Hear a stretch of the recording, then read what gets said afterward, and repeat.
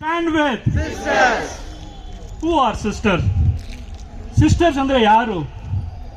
Sisters ಅಂದ್ರೆ mother ಅಂತ ಕರೀತಾರೆ. ಇಲ್ಲಿರುವ ಪ್ರತಿಯೊಬ್ಬ ಸಿಸ್ಟರು ಬರೇ ಒಂದು ಮದರ್ ತೆರೆಸ ಅಲ್ಲ, ಸಾವಿರಾರು ಲಕ್ಷಾಂತರ ಮದರ್ ತೆರೆಸಗಳು.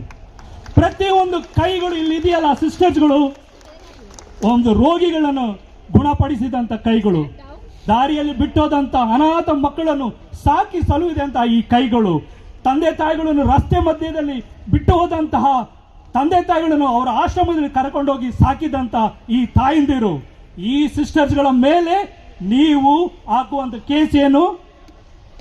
ಯಾವ ಕೇಸ್ ಹಾಕಿದ್ದೀರಿ? ಕನ್ವರ್ಷನ್, ಮತಾಂತರ, ಮತ್ತು ಅವರ ಏನ್ ಮಾಡಿದ್ದಾರೆ? ಕಳ್ಳ ಸಾಗಾಣಿಕೆ, ಮಕ್ಕಳ ಕಳ್ಳ ಸಾಗಾಣಿಕೆ.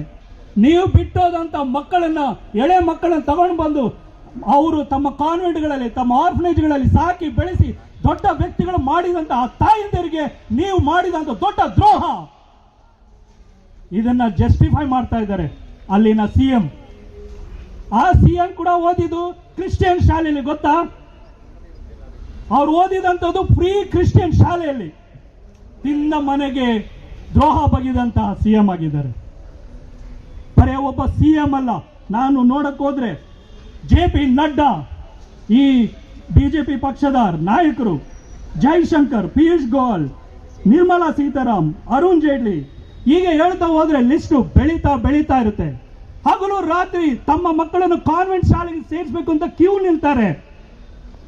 ಯಾಕೆ ಗೊತ್ತು? ಸಿಸ್ಟರ್ಸ್ಗಳು ಕಲಿಸಿಕೊಡುವಂತ ಪಾಠ ವೇದ ವಾಕ್ಯ ಇದೆ.